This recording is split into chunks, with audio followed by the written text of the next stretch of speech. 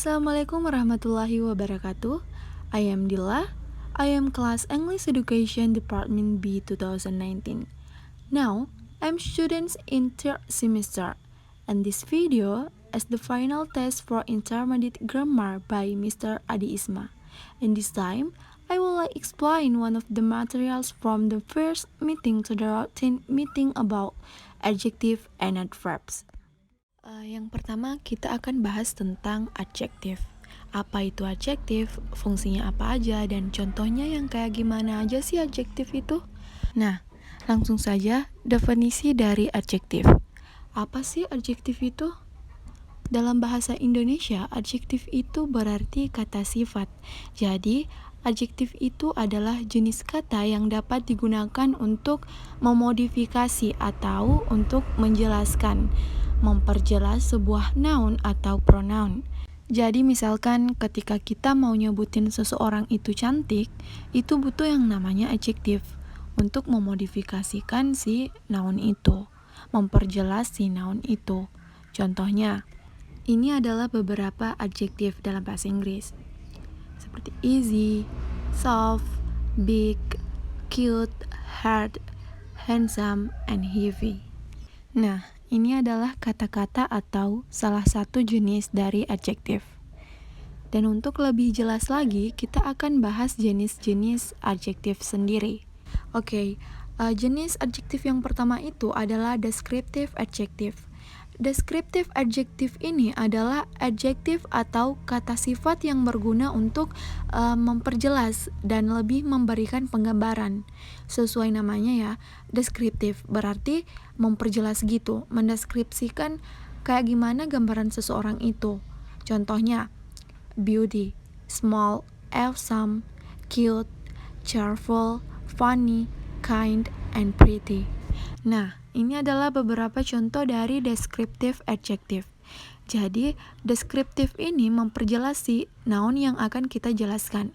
Contohnya nih, she is very pretty. The students are cheerful. Jenny is funny. Nah, di sini kata pretty ini modifikasi noun she. Dia memperjelas si noun she ini. Termasuk yang kedua pun, cheerful. Cheerful juga menggambarkan kata students. Dan di sini funny pun memperjelas si noun Jen ini. Yang kedua ada quantitative adjective, di mana quantitative adjective ini adalah adjektif yang berfungsi memperjelas, menambahkan, menggambarkan kuantitas dari suatu hal. Kuantitas dari noun yang akan kita jelaskan. Contohnya dari quantitative adjective ini diantara lain to, some, health, more, many, and most. And the example, there are 12 people in this room. Some of them are male.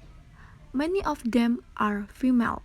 Nah, di sini kita bisa lihat kalau si angka ini memperjelas jumlah dari si orang, jumlah dari si noun people ini. Sama juga some of them, many of them.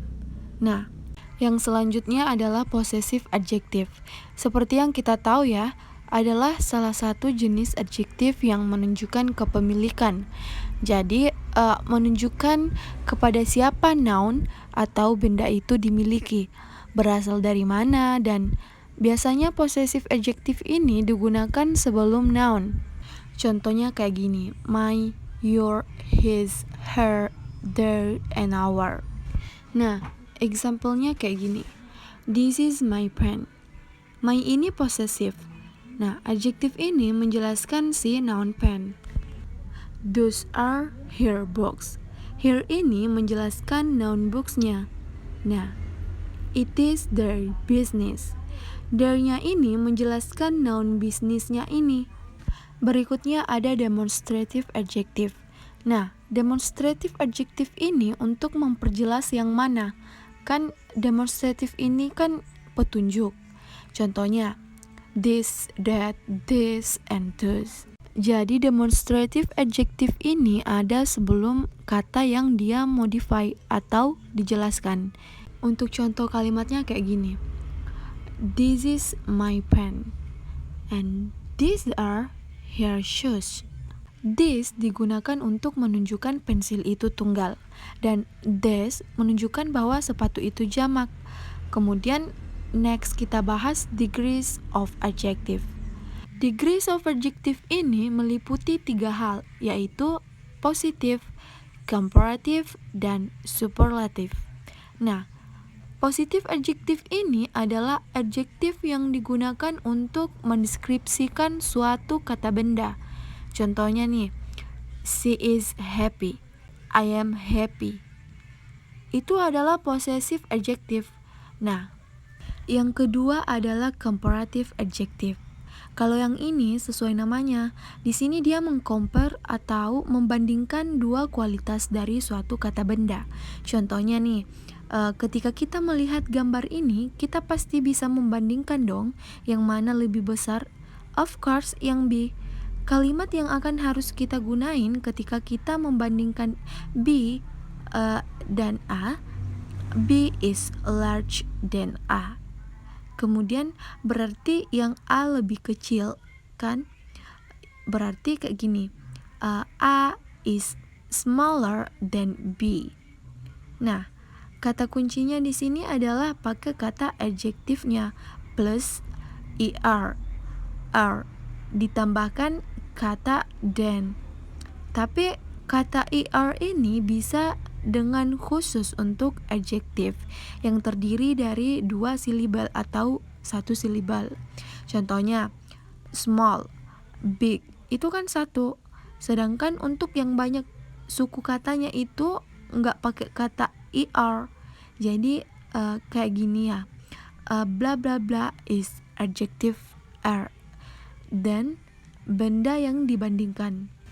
Kemudian contoh yang lainnya, misalkan ada suatu studi kasus, jadi mobil itu lebih mahal dan bicycle lebih murah. Nah, kita ngomongnya kayak gini, car is more expensive than bicycle. Jadi seperti yang aku bilang, kalau yang dibandingkan itu adjektifnya lebih dari 2 suku kata, kayak ini kan expensive, itu 3. Nah, berarti digunakannya bukan er, bukan expensive, tapi more expensive than bicycle. Nah, sekarang kita lanjut ke superlative adjective. Superlative adjective ini adalah adjektif yang digunakan untuk membandingkan lebih dari 2 kualitas suatu benda. Jadi 3, 4 itu bisa dibandingkan dengan superlative adjective. Nah, contohnya gini, gimana coba cara ngomongnya kalau kita mau ngejelasin kalau si ini yang paling gede di antara semuanya dan A yang paling kecil. Jadi kalau untuk superlatif bukan pakai er, tapi pakai est, est. Nah, jadi kata benda, kemudian is the, kemudian adjektifnya plus est. Berarti kita bilang C is the biggest circle and A is the smallest circle. Tadi kan comparative kalau menjelaskan lebih dari 2 suku kata, kita pakainya more. Kalau di superlative, kalau misalkan lebih dari 2 suku kata, kita pakainya the most ya. Example, dress is the most expensive among the 3. Jadi ceritanya ini bandingin harga. Dress paling mahal and skirt murahnya kedua dan hat itu ketiga. Nah, selanjutnya aku mau ngejelasin tentang adverb. Apa sih adverb itu? Kayak gimana contohnya? Dan fungsinya buat apa? Jadi, adverb itu dalam bahasa Indonesia artinya kata keterangan. Nah, adverb ini adalah kata yang menerangkan, yang dapat memodifikasi atau menjelaskan adjektif, verb, atau adverb lainnya. Jadi, kalau tadi kita bahas adjektif, itu adjektif hanya bisa memodifikasi noun atau kata benda. Nah, kalau adverb ini bisa memodifikasi atau bisa menjelaskan, memberikan keterangan yang lebih pada adjektif, verb, atau adverb lain. Nah, sekarang kita lanjut ke fungsi ini. Terus, buat apa sih fungsinya adverb ini? Yang pertama, adverb bisa memodifikasi atau menjelaskan verb, modify the verb. Contohnya di sini, he speaks loudly, they came quickly. Loudly dan quickly di sini adalah adverbnya. Loudly dan quickly ini juga menjelaskan kata kerja kan ya?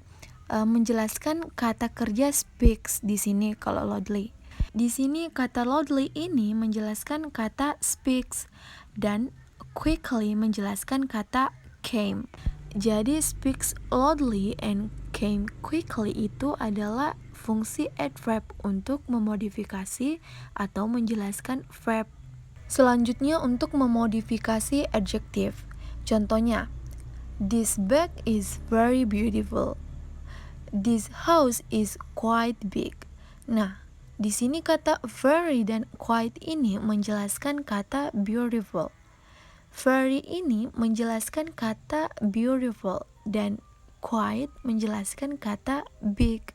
Jadi di sini menjelaskan tentang adjektifnya. Big, beautiful itu kan adjektif. Tapi kata very, kata quite ini menjelaskan ke adjektif yang selanjutnya. Very beautiful, quite big, dan lain-lain. Oke, next. Selanjutnya, adverb juga bisa memodifikasi adverb lain. Contohnya ini. The athlete run very fast. Nah, di sini kata very ini menjelaskan seberapa cepat dia berlari. Very fast. Jadi, modified adverb. Sekarang kita bahas jenis-jenisnya. Jenis-jenis dari adverb. Ada beberapa jenis-jenis adverb yang penting kalian ketahui. Yang pertama ada yang namanya adverb of manner. Adverb of manner ini menjelaskan bagaimana suatu kegiatan atau tindakan itu dilakukan. Contohnya, the singer sings beautifully. They ran quickly. Nah, ini menjelaskan. Beautifully ini menjelaskan tindakannya. Sings kan berarti sings beautifully. Ini menjelaskan singsnya. Nah, quickly di sini menjelaskan kata kerjanya atau tindakannya, yaitu run. Kemudian, selain untuk menjelaskan kualitas atau menjelaskan gimana dilakukannya, ada juga adverb of time. Nah, kalau yang ini seperti namanya, adverb of time ini menjelaskan waktu terjadinya suatu kejadian. Contohnya dalam kalimat ini, let's go now. Now di sini adalah adverb of time karena di sini menunjukkan waktunya, atau come here immediately. Selain dua kata ini ada juga yaitu kata tomorrow, kata daily, kata after, dan lain-lain. Itu adalah adverb of time. Selanjutnya adverb of place. Nah, kalau yang ini adverb yang menjelaskan tempat terjadinya suatu kejadian.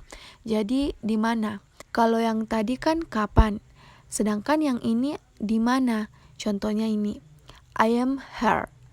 He parked his car over there. Itu adalah adverb of place, menjelaskan di mana tempat terjadinya.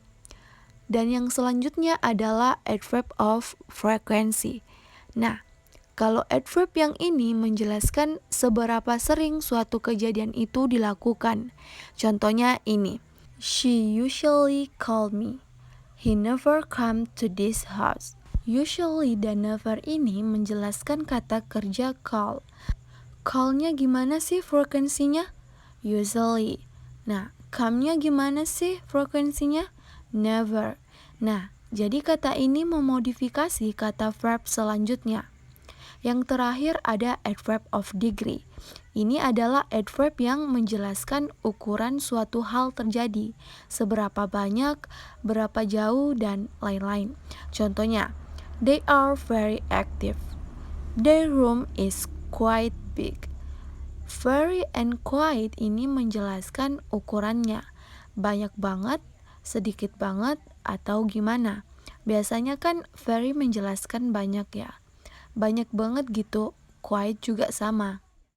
My conclusion on this material is that it has clearly been explained about what adjectives and adverbs are as components of basic words in English in composing a good and correct sentence. So it can be seen that the difference in the structure of its arrangement lies in the state of an object which related to space and time. Nah, ruang dan waktu ini sangat mempengaruhi dalam percakapan hal ini, dikarenakan kesesuaian dalam berbicara maupun pemahaman dalam memaknai suatu percakapan yang dipengaruhi oleh keduanya. Oleh karena itu, pembahasan ini mengajarkan pengertian maupun berbagai jenis adjektif dan adverb untuk para pemula belajar maupun mengklarifikasikan bentuk dari keduanya ke dalam percakapan ataupun bahasa sehari-hari. Okay, that's all I can say about adjective and adverb. Wassalamualaikum warahmatullahi wabarakatuh.